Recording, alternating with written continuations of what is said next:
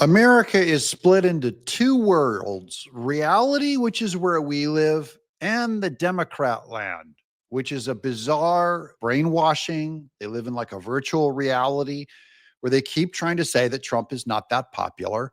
And then lo and behold, they do these polls and they take a look at him, and Trump keeps gaining in popularity. So are you going to believe your eyes, or are you going to believe Democrats? They're trying to convince you that Trump is somehow doing something wrong. Let's watch CNN. Let's talk about Trump voters and how they feel. Do they regret their vote? I mean, this is the big question, right? I hear all these stories, all these articles. All the Trump voters, they regret what they did back in 2024. This is CNN saying it, guys. I have to emphasize that, because CNN's going, we've seen all the articles. They're admitting that the Democrats are doing a run on these articles that, oh, they're all regretting their vote against Trump. Then they do a poll. It's a lie. I'm here to tell you, very few of them regret what they did back in 2024. What are we talking about? Trump voters looking back at 2024. We got a new poll out. The poll was conducted this month. What percentage would change their vote to a different candidate? We're talking just 2%, just 2%. That's not even a wide spot on the road. And then there's this additional 1% who say they would rather not vote. We're talking overall under 5% might or would have changed their vote, Donald Trump voters back in 2024. And then you ask, okay, the same question to Kamala Harris voters, and it turns out the numbers are rather similar. So if there was a repeat, if folks got to be able to redo their vote that they had back in 2024, would the result be any different? I doubt it would be. I doubt it would be, or it would still be extremely close. The bottom line is, for all this talk of Trump voters regretting their vote, in the numbers, it really just doesn't show up, John. So, okay, and also I want to talk about the calcification. Everything's getting solid, because not only would people not change their vote over Trump, the weirder thing is no one would have changed their vote over Kamala Harris. And I thought people would be fleeing the Democrat Party going, we should have voted for Trump. He's so popular, or he's doing so much better than we thought. No, in general, our politics, left and right, or MAGA versus liberal, or woke, whatever you want to call it, in general, we're pretty stuck in our ways. It is nearly religiously held. It is very close to our values, and we're not moving. So the stickiness with Trump voters and President Trump in this presidency, how does it compare to his first presidency? Yeah, okay. So, I was interested in sort of a historical analogy here, sort of, does this look similar or different from back in 2017, looking at 2016? Well, in February of 2017, 4% of Trump voters say they'd shift their vote. That's actually slightly more than the 3% this time around. So, you look back, you say, okay, there's these Trump voters who really regret their vote. Historically speaking, they really don't regret their vote. And if anything, the number this time around is actually smaller than it was the first time around. And it's certainly smaller than the number we saw coming out of 2020, of course, after the events of January 6th. So the bottom line is this. If there's some idea out there that Trump voters are going around, man, I wish I had voted for Kamala Harris instead of Donald Trump, the numbers say that is a fanciful universe. It really, for the most part, does not exist. What about? Yeah, you literally don't even have to ask that question anymore, because in general, people don't regret their votes. We're ideologues, and you put your blinder on. Once you pick your guy, once you have your team, people put their blinders on. I'm not saying it's good. I'm saying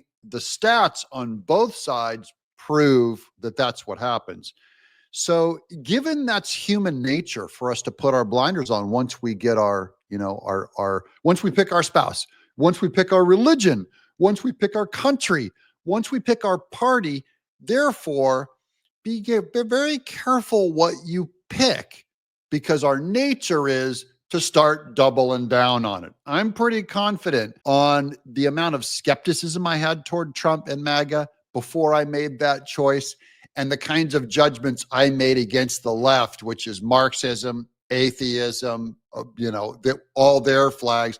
Of course, they're pro-abortion, pro same-sex marriage. It was pretty easy for me to make that decision and stick to it. Tell me about you. Are you sticking to your vote? And then kind of a secondary question, because I don't know what would make me change my mind, probably if The Democrats fully embraced the pro-life movement and the Republicans full on went pro, Planned Parenthood or whatever, which they're not going to. But I'm saying, what would it take for you to change your vote? Like, it would take something pretty catastrophic. It's not just going to be, oh, Trump had a bad month with the economy. No, I still don't regret my vote. Now, let's get back to the future of the MAGA movement. This is more from On That Same Subject with To NBC Scott News, Jennings. there's a growing number of voters who are identifying with the MAGA movement. From January 2024, it was 20%. March 2025, it is 36%. So we're actually seeing the country kind of moving in these opposite directions. Lots of fire and energy on the left, but on the right, more and more Americans are comfortable saying, I'm MAGA. Oh, yeah. I think a lot of people, a lot of Republicans used to think of themselves as just, average Republicans, and they've really come to respect and appreciate what Donald Trump is doing. I think the immigration issue alone is causing a lot of people to feel closer to Donald Trump than maybe they ever felt before. So I'm not surprised by that finding. I referenced it earlier, but there's also other polling. Very young people, 18 to 21, are feeling more conservative, even as 21 to 24 are feeling less. There was a bit of a split in that generation, but you can see people flowing in different ways here. And it's quite interesting. I actually think the common thread among it all is if you perceive authenticity out of a politician, you tend to gravitate towards them. That's why Trump is popular. I think it's why AOC is popular too. She doesn't appear to be a scripted puppet. Neither does Trump. And you can see the crowds they draw. And now I'm hearing people say it is going to be AOC is going to be the next candidate for the Democrat Party. Her numbers are way up, guys. I think they said in the last quarter, she went around doing fundraising, and David Hogg, that anti-gun little kid, went around doing Democrat fundraising. AOC raised $9 million, which for someone in her low position of government, not even running for office, is unheard of. It's considered one of the top quarters ever by any politician is AOC. So you can see she's seen by the left as a true believer. She's not some fake like Chuck Schumer, weather vane. Nancy Pelosi, I think, comes off as very fake. I think Hakeem Jeffries comes off as very fake. I think AOC is authentic. That's what she really is, that crazy. And David Hogg too, true anti-gun believer, true believer. He went out and did his campaign. He wasn't doing it for a campaign. He was doing general fundraising, $20 million. So I think AOC is going to be the Democrats' candidate. If you just look at the fundraising and you're like a normal Gretchen Whitmer, you're going like, this kid is going to smoke me. Now, here's Scott Bissett. In other news, this is on the tariff stuff, which I hate to say I'm right, but I was kind of right. Look, here's here we go. Trump administration reportedly is looking to totally isolate China via negotiations with the more than 70 nations currently in talks. Who told you that? When Trump, the words tariff first came out of his mouth, I said, tariff, it's not a principle. It's not even a real thing to do. It's going to be used to isolate China in the trade. That's why they kept saying we need Europe on board.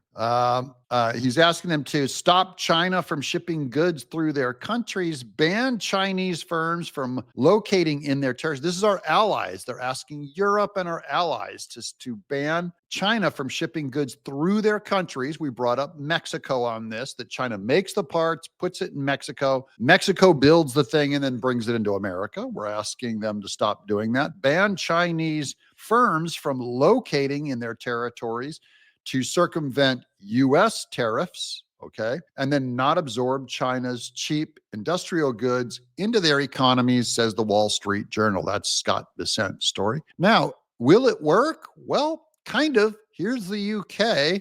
This is a good one. China fumes as UK grabs back British steel. Arrogant, they cried. Arrogant. I can't even read.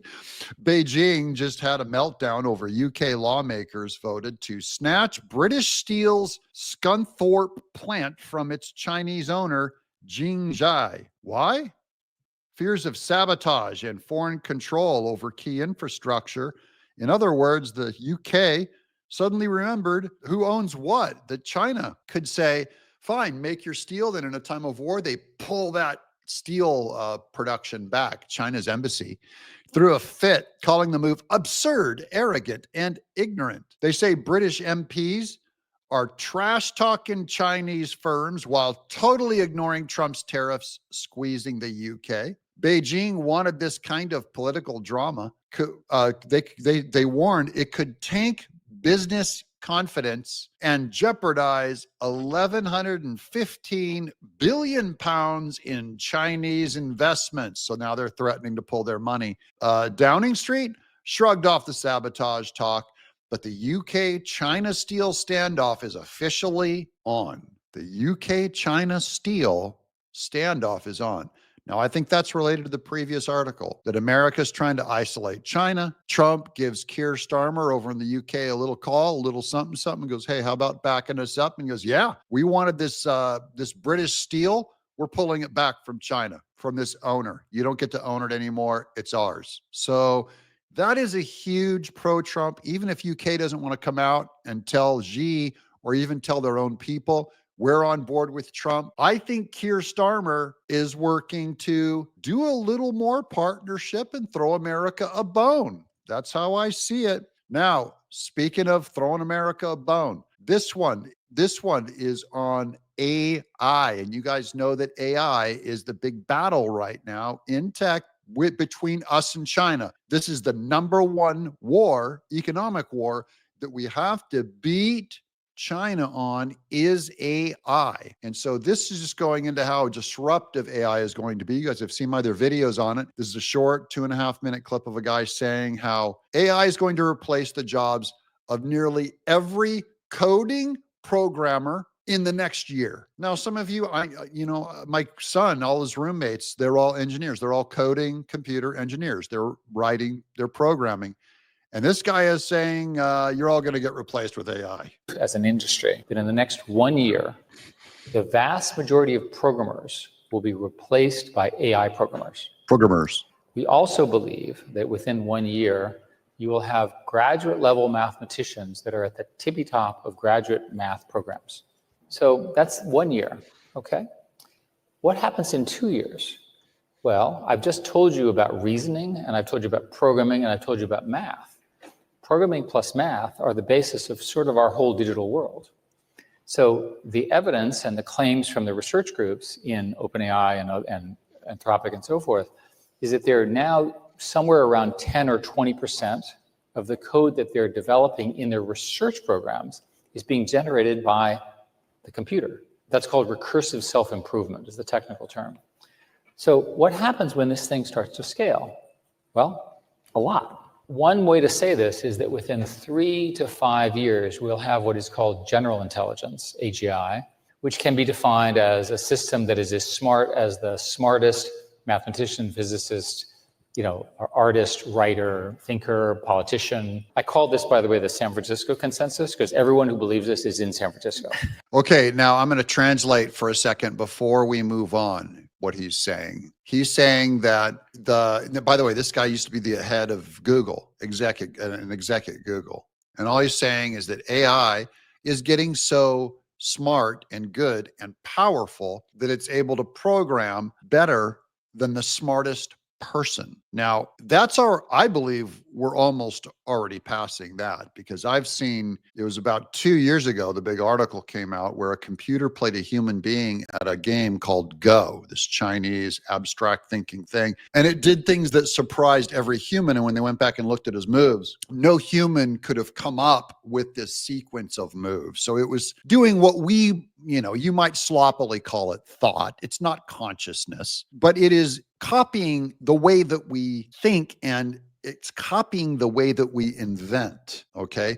Doesn't make it human. I'm not threatened either by it, guys. I'm not scared. It's just technology and it's just a tool, but it is very smart and it is getting smarter than any human being. Now, that's only scary to you if you're a atheistic evolutionist. You think science is the end all be all to truth. You don't believe that story has truth, feelings have truth, your consciousness has truth, conviction by the Holy Spirit has any truth. If you're just basically an atheist that just believes this is a matter of cells firing in a brain organ, then yeah, you're terrified. You're going, look, there's a new intelligent leader on the stage. Whereas I think intelligence is just, it's data. It's very elegant. It's very powerful with how it can move data around, perhaps better than a person, but it's not a person. Okay.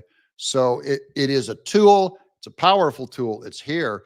We have it on our side, luckily, because freedom tends to build the systems that allow us to make this stuff better. But we're in a race with China. You think of it as a giant, you can't lift a heavy weight, but you have a tractor in the backyard that can lift a heavy weight. And right now there's a competition between who can make the machine that can lift the heaviest weight. And China has a machine and we have a machine. And one day our machines might have to fight. And you want to make sure that your machine can beat physically through strength that Chinese one, or its machine will come, and destroy your machine. So just think of it as the programming code. The code is a intelligence machine. I don't mean intelligent life. I mean a mass of being able to use data, like a calculator, a very world's most powerful calculator. We don't want their calculator to be able to beat us. I'll let this guy finish.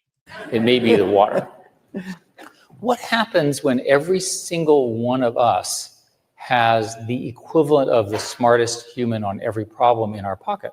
Yeah, we're going to have access to this AI, guys, in our pockets. So all that's going to happen is you're going to have the world's smartest computer that's smarter than any person and any programmer in your pocket. You can tell it to program an entire app, a video game, a program for you, and it'll just spit it out just because you asked for it. But the reason I want to make the point here is that in the next year or two, this foundation is being locked in, and we're not going to stop it. That's right. And I don't want to stop it. Who cares? The big threat is, guys, be afraid of AI. You won't be able to stop it. You can never stop technology. Things always improve. No one talks about, hey, we're going to come up with penicillin and it's going to keep you from dying of all these diseases. No one goes, we got to stop it. No, you want penicillin to be able to stop diseases. Technology is often used for good, or a nuclear bomb, which we dropped on Hiroshima to stop the war in the Pacific that would have cost 100,000 more lives. So you use technology. It's terrible. It's awful. It's scary, but it is a technology. Think of technology that allows you to do heart transplants, brain surgery so you can live longer, pharmaceuticals, good ones that allow you to live longer.